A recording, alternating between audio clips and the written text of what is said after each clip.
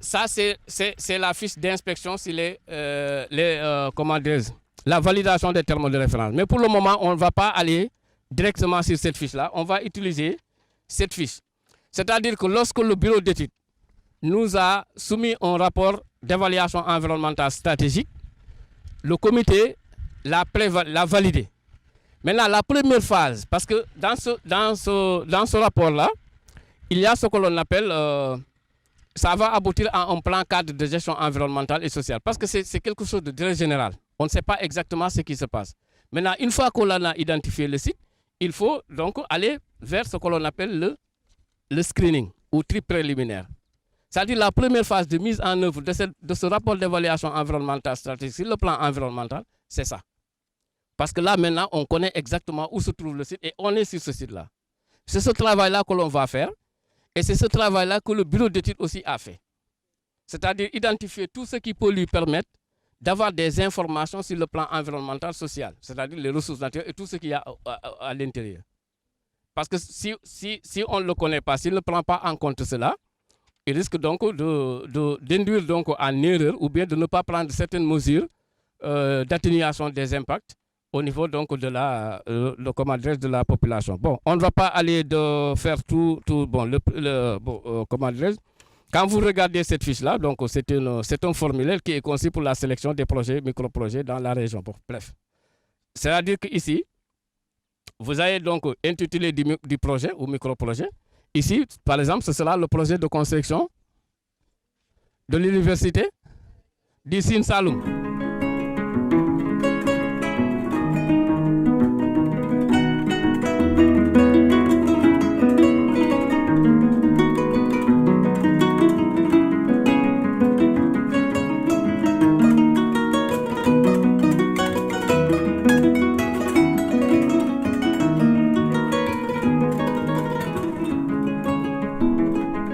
Déjà, vous féliciter du branche que vous faites. Je vais un peu stigmatiser les gars. Pour ceux qui sont du génie civil et consorts, c'est l'un des branches phares aujourd'hui qui non seulement ça paye bien, mais c'est des métiers qui sont les métiers du futur.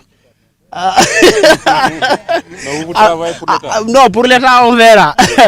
Donc, c'est l'un des métiers phares aujourd'hui où vous ne pouvez pas rester... Personnellement, je dirais, je ne peux pas rester un mois sans ne pas avoir une offre, tout ce qui est hygiène, santé, sécurité et environnement. Pour vous dire que je vous encourage vivement à suivre ces études-là. Ils sont assez importants. Donc, bon, je dirais on va faire la visite du chantier, on va la scinder en deux. Si on fait une visite téléguidée, donc on aura à voir les locaux, ce que l'entreprise est en train de faire. Le niveau des travaux, comment ça se passe ici. Côté QACSE, comment on élabore, comment on travaille. Donc ça aussi, on aura à partager des expériences avec vous. Et d'autant plus s'il y aura des questions aussi, ils seront les bienvenus, on aura à les répondre.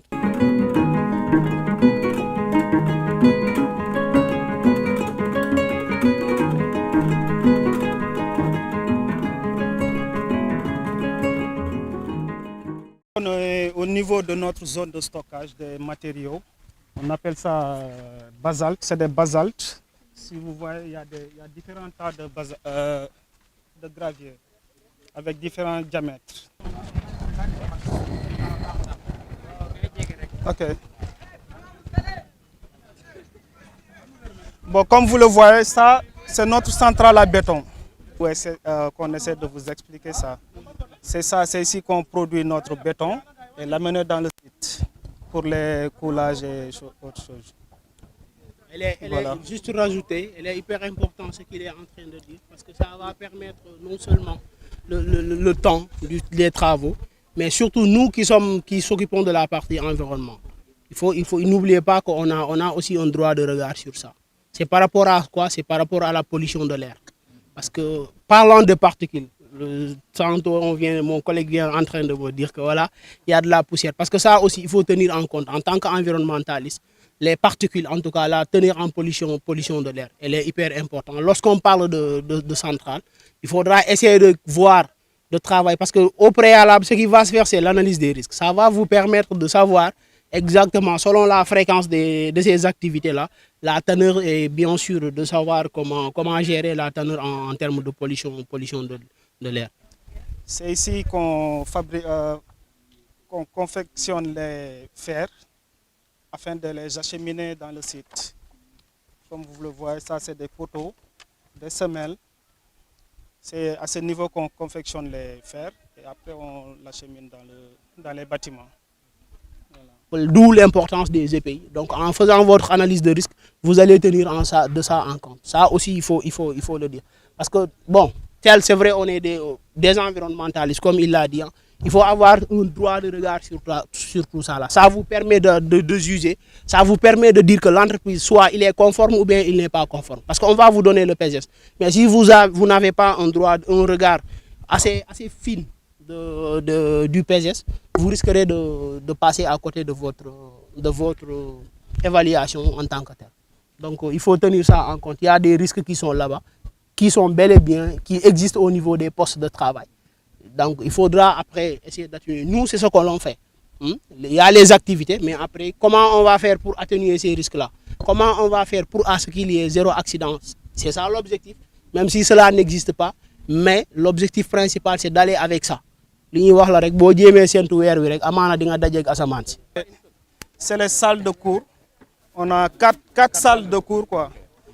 C'est des amphis, quoi. Voilà, c'est des amphis de 250 places. Ah ouais, ça c'est beaucoup. Parce que 250 places. C'est des salles de cours, quoi.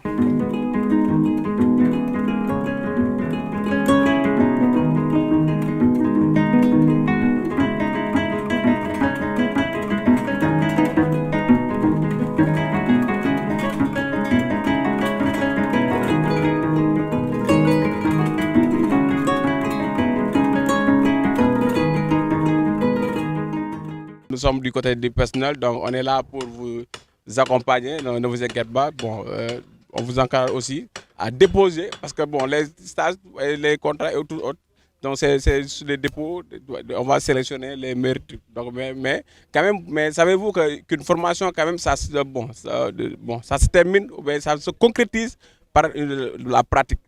Donc la théorie, elle est importante, mais quand même, sachez-vous que la pratique aussi, elle est hyper importante. Donc, bon, on est là, vous accompagnez souvent votre formation et même arriver aussi à une insertion. Parce que qui fait en fait une formation veut demain qu'il soit inséré au niveau des entreprises pour quand même acquérir ces expériences et apporter une valeur ajoutée à l'entreprise. Donc voilà, en gros, bon, on est là, bon, on est à votre disposition, on vous encourage et on vous souhaite en fait bonne chance. Continuez à travailler, il y a beaucoup de choses qui vous attendent dans le marché du travail. Et comme je vous le dis souvent, la recherche maintenant c'est vous. Hein. Je vous ai présenté par exemple M. Diouf qui s'occupe des ressources humaines. C'est à vous maintenant, si vous êtes bien sûr intéressé par ce qu'ils font. Parce que chacun maintenant va voir ce qui l'intéresse. Si vous êtes intéressé par ce qu'ils font, c'est l'occasion avec lui, avec les autres, avec les enseignants qui vont venir vous faire cours, de prendre toujours les contacts, parce qu'on ne sait jamais. Les contacts, ça peut toujours vous servir, d'accord? Donc, c'est des choses qu'il faudra prendre en compte. Voilà, donc, vous voyez, donc, on est en train de vous former, en tout cas, de la manière, en tout cas, de la bonne manière. Tout ce que l'on peut faire, on va le faire. Donc, les sorties pédagogiques.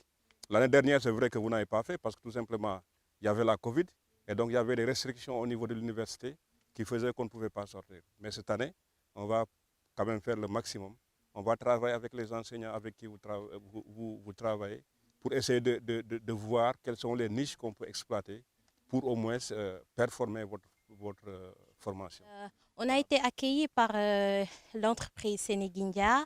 Ils nous ont montré beaucoup de choses. On a appris beaucoup de choses ici qui nous ont permis de nous orienter et de nous faire une idée par rapport à notre filière, par rapport à ce qu'on suit présentement.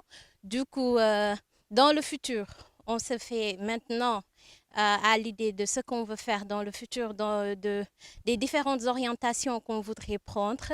Donc, on vous remercie vraiment parce que ça a été un plaisir d'assister à cette sortie, de prendre en compte beaucoup de choses, d'apprendre beaucoup de choses. Donc, c'est un atout.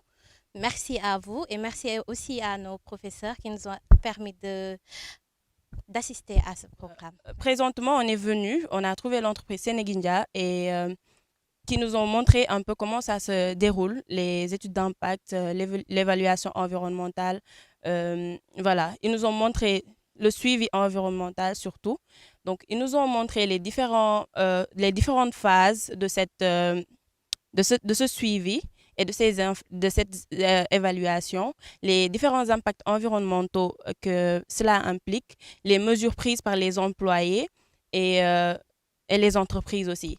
Donc, c'était une manière très pratique, je veux dire, de nous montrer tout ce qu'on fait en cours dans le cadre de notre cours d'études d'impact environnemental et comment elle est réellement en pratique.